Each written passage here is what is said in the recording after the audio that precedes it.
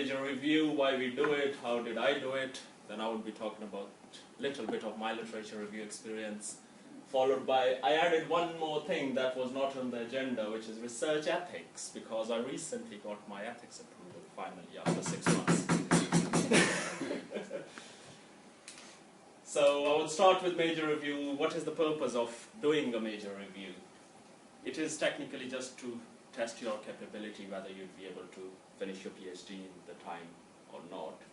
So what the things they'd be looking at from my experience, and please correct me wrong, Paul, if you think, what you're doing, your research aims, why you're doing it, on the basis of what background of the research and theoretical underpinning, how will you do it, and why anyone would bother, so which is your contribution to the knowledge. When I went for my first review, I came back and they picked up a few things on my report. They sent me a list of things that I had to do for final review. They were insufficient articulation of research contribution to knowledge, lack of theoretical underpinning, lack of methodology, and lack of conceptual framework. So I ticked pretty much every single box that was there. So that was sort of a big thing for me, because I technically never failed before that, and everyone was telling me that, oh, it's not a failure. And even Chris was on the panel, and he said that it's not a failure. I said, but it is. And I still feel that it is sort of a failure. Whenever you have to redo something, it is a break. I take it as a failure. So I went back and started from my literature review again. Initially, I conducted a systematic literature review, which I will cover in a minute, that what it is and why you should or should not do it. Why you do a literature review. So I went back to the basics, that what is the main reason for doing something. So I found out that, okay, you search and evaluate the available literature in your chosen topic. The purpose of doing it to support your research, to find out what people before you did, and whether or not what you're doing is worth doing or not.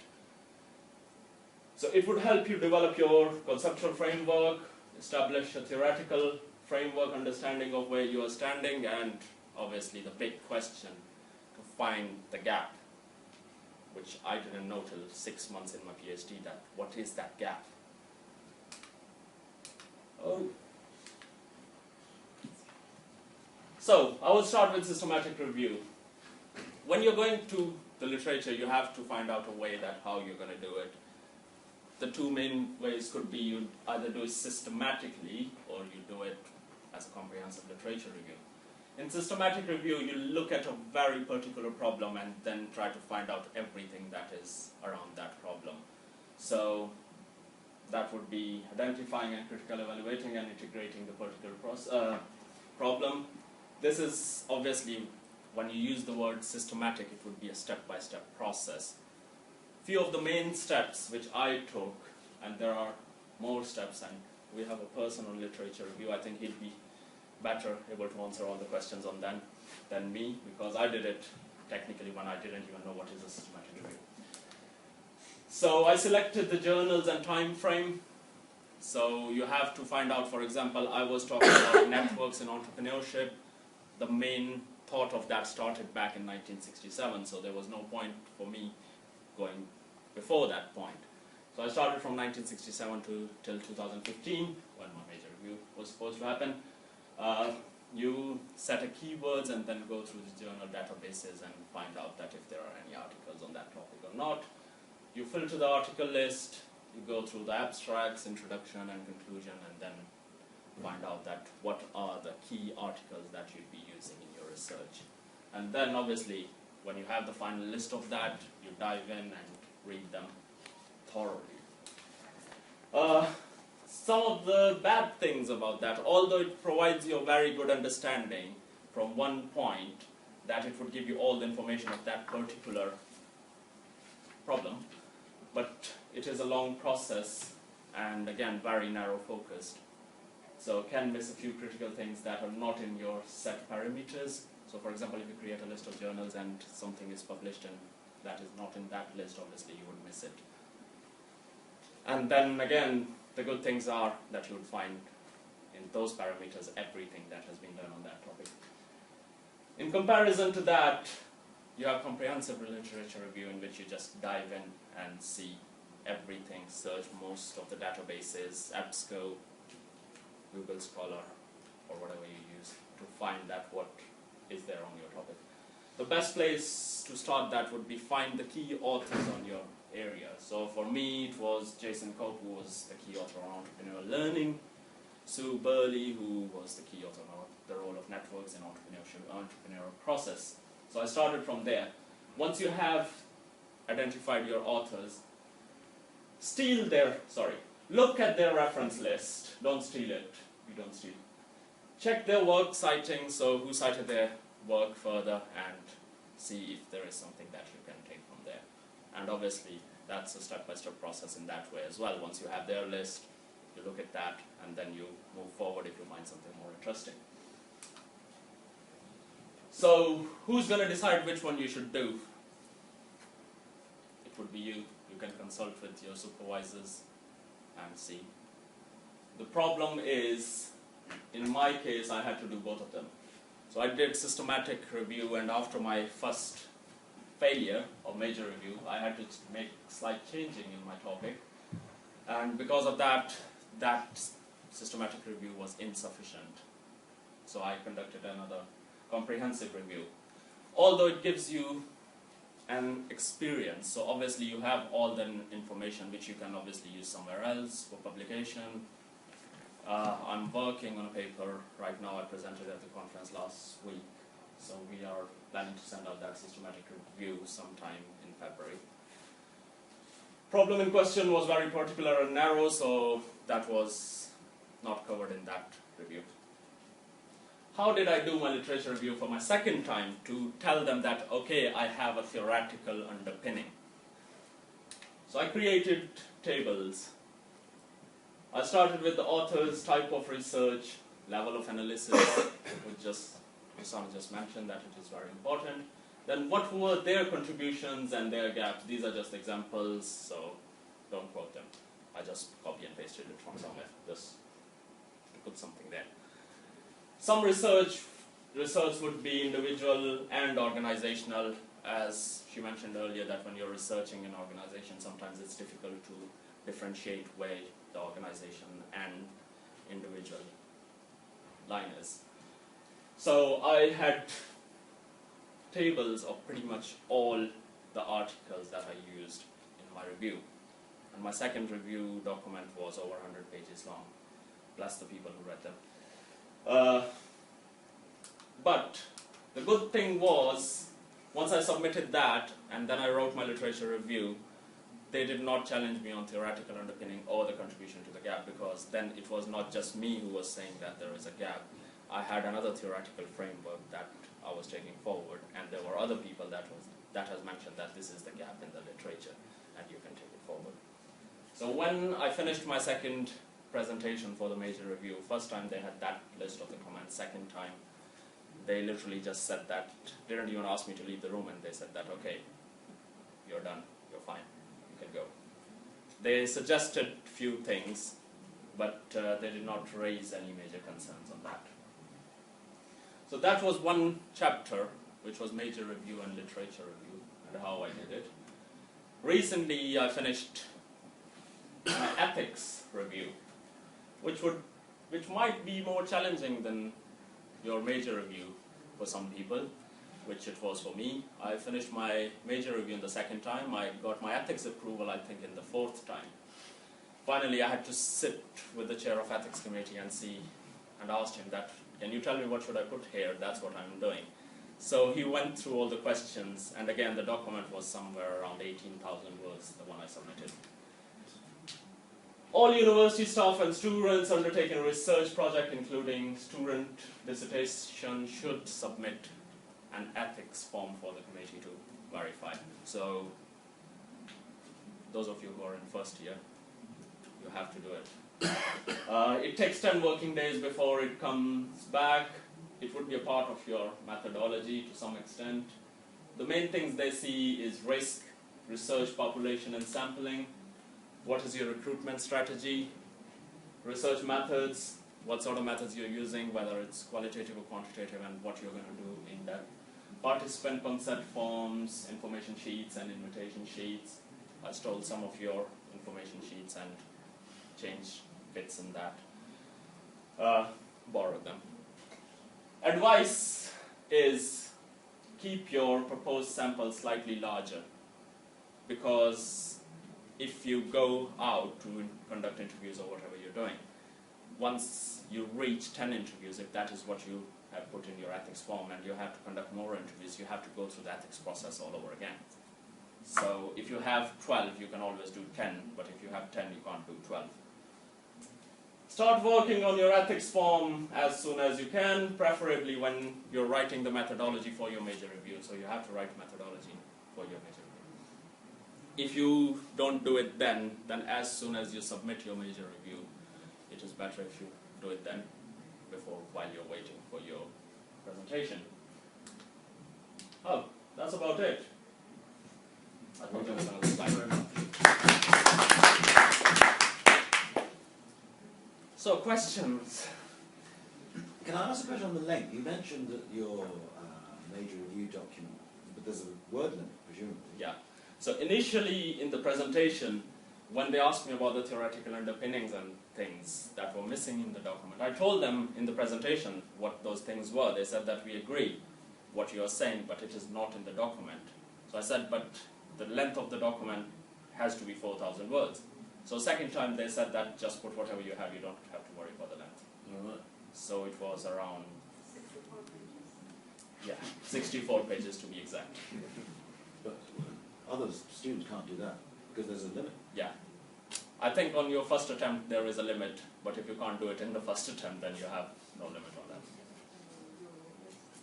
But I talked to Mark Zhu and a few other people, and they said that they have forwarded a request that there shouldn't be that small limit. It should be at least double than 4,000. Because the current guideline says that your literature review has to be 2,000 words, and the rest another 2,000 words. Where if you're trying to prove a point, sometimes it's really hard to fit that in 2,000 words.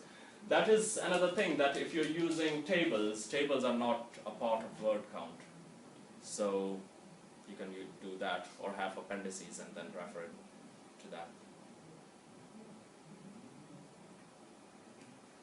On your ethics form, I mean, a lot of these things are covered, you would cover in your methodology chapter. Yeah. So, to what extent can you use the ethics form as a, I don't know, as a template for your methodology chapter? Yeah. I'm writing my methodology chapter now, and I think half of your methodology chapter is covered in your ethics form, which they have now. And I think now they have changed it to online. So all the form has to be online. You go, hello? You follow a link and then you have to sit there, start putting in things. Whereas the old one was a Word file and you put it and send it in.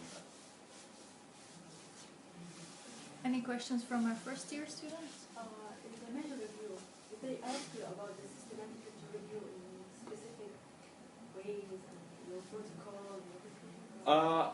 I had all my protocol in the document, the one I submitted.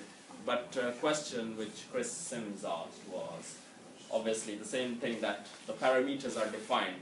What if something is outside that parameter? How would you cover that? Or did you see that or not? What did you answer? I said that obviously it was not in the parameters, so I didn't look at it, which is not a great answer. And can I ask, did you enjoy it? Enjoy my major review? Yeah. When I was presenting, I was enjoying. When I was discussing with them, that time I was not very enjoying. But the second time when I was presenting, when I came out of the meeting the first time, I was obviously very devastated. And I think you were standing in the faculty office when I came out of the meeting, and I said that, how did it happen? So, but the second time, they gave me 2 months to resubmit it. 2 or 3 months, I don't remember now. But the amount of things, with obviously my supervisory team, the stuff we put in those 3 months, if it wouldn't have happened, we might not have done that in a year. So there were a lot of things. For example, we have completed most of our literature review chapter, which obviously would keep changing, but we have a strong foundation of that. We got a very strong methodology chapter, and we went to the length where we already started grounding for our empirical work. So we already started contacting the company. We got the list of all the participants which we'd be interviewing, and plus some more extra if they can't fill in the gap. So for you, it was quite helpful. It was. If I look back at it, now I can see that it was not failure in that sense, because it was a very developing experience. Because sometimes when you go down, you just try, I wanted to just get rid of it as soon as possible. And when they mentioned all these things, I said I got the data, I went to Vijay and Zoe, I said that I would give you a new document in 3 days. They said just go away for 3 days, don't even talk about that, take a break, and then see what you can find all over again, and that might help. But obviously, I think that if I would have done that in 3 days, I might be able to pass the major review, but I wouldn't know or might not be as comfortable about the things that I am now. And your PhD might not be as good. Yeah. I mean, it's easy for me to say, but this idea, Nicholas might have. The idea, you said you felt devastated when this idea of failure. I have to warn you, when you start sending your papers off to these journals and they start writing back saying what a pile of rubbish this is, if you're not, you do have to develop a little bit of a thick skin, otherwise, if you take the comments personally, you wouldn't write anything again. I think what they're trying to say, they're not saying, oh Paul, what you wrote, you're hopeless, you can't write. They're saying what you have written on this particular occasion, Paul, doesn't make sense. Well, they say that to me. So I think we've just got to be careful. Try to separate yourself from what you've written. They're not trying to, and they have said some harsh things about some of the things I've written. No, obviously when I came out and I was talking to Chris Sims, I ran into him. Technically I was not supposed to talk to him between the review, but I ran into him in the building. And I said that, he looked at me and he said, you're looking very tired and exhausted. And I said, I'm here all day, all night, so obviously because I failed. And he said that it's not a big deal, I failed as well. So that provided me some reassurance that, okay, it's not that big of a deal.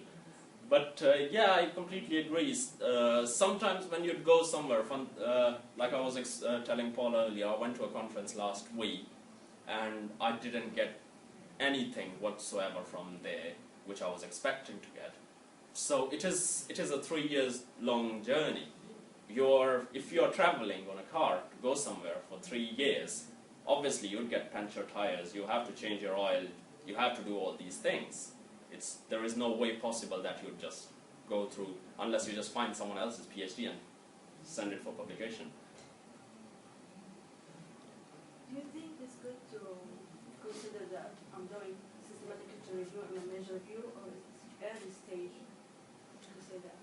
I think again it would depend what you're researching on. You should consult with your supervisors, what would they say. Or you might want to talk to Andre. I did. Thank you. I've got a question. To what extent does the literature review process change your thinking in any way? I mean, how sure were you when you started about this is what I want to spend my life doing in 3 years? Did you find in the literature review that actually you altered your thinking about it? I mean, what my initial proposal was, I'm doing nothing what was in the proposal. So my initial proposal was the unemployment rate of business graduates. But when the new findings came out, 80% of the business graduates were getting a job or getting into further education. So obviously that topic was not a contribution to knowledge anymore. I had to move, then I went into digital divide in terms of entrepreneurship. So countries where we have 24-hour access to information grid, how entrepreneurs work there different than the countries where they do not have access to information grid all the time. And then you have to see, sometimes your topic is very fascinating and you love it, but you have to see that, is it practical to do that? So if I'm doing it, I have to do multiple case studies, so it means that how many countries would I have to compare, how many people would I be interviewing, how would I get there? And then again, when you go through your ethics process, they would ask you that this is a big ethics, or this is a big risk that you're traveling to different countries. And sometimes, obviously, when you're saying that you're going to a country where they do not have access to information grid, it means that it is not a developed country, in other words. So there are other type of risks there for your safety and well-being. So it is your passion and the practicality of that as well. So you cannot have just one. Because if you're just looking at the practicality and you don't really like what you're doing, those 3 years would be the longest 3 years of your life. But if you like something and that is not practical, then obviously it would go very quickly, but at the end they might just say that you can't do it. So you have to balance it somewhere in between. Quick question. Yeah. How long did it take you to complete your literature review?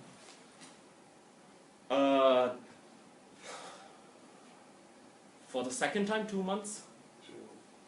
Your whole literature review, your major review one. For my major review one. But obviously I had the contribution of my previous literature review, so I added both of them together. So, yeah, and 3 months. Yeah, because your literature review is sort of the biggest part of your major review. Your literature review would be the one that would provide you a theoretical framework for your research. So once you have that, your research would be much easier, and that would be the thing that would help you develop your conceptual framework as well. So to find the contribution to knowledge, you have to focus on your literature review more than anything else.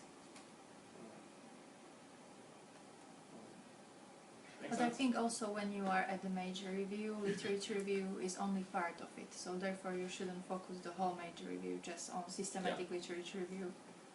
There should be methodology, you should be clear about the contribution. So you should divide those 15 minutes equally to these different points. So maybe that was one of the reasons why this happened to you. Another good thing can be that if you can find a recent research and you start developing that or follow that thought, it would provide you a lot of good information. For example, if you find an article that is recently published in Are You From Innovation Group? I don't know many out. Tell me a good article, a journal in innovation. Research policy. Research policy, there we go. So if you take a recent article from research policy, it would tell you that what they did, obviously there would be some gaps presented in that article. So you can take those gaps and take it further. It would provide you a good foundation that someone already did the groundwork for you. And obviously you can replicate the methodology. It would significantly strengthen your whole project, because then it won't be just you who is saying that there is a gap. Yes. I would like to just make a contribution. I think a PhD student needs both a comprehensive literature review, and if he or she would like to conduct a systematic review, it's fine, but in systematic review you can miss some theoretical papers, because scholars, especially good scholars, are not so much concerned about the abstract, but the new scholars are very careful about the abstracts. If I'm wrong, Paul can correct me. But in your systematic review, you are searching keywords in abstracts, mostly in abstracts, and if you can, in good journals, in full text. And then, so you can miss some very good theoretical articles. And both of the ways, the comprehensive literature review and systematic review, should be regarded. I think that if I go back now and start all over again and in a completely new topic, I would conduct a systematic literature review of that topic, and then I would conduct a comprehensive review, because once you have your systematic review, you have a very strong grounding around that topic. You know that who are the key authors, you know that what are the key journals, and what is the current discussion on that topic. But again, it's a lengthy process, so it depends. Okay, Jahangir, thank you Thank very you. much for an exhaustive presentation. then Jamie is next with his Yes. PhD journey so far. Thank you. Thank you.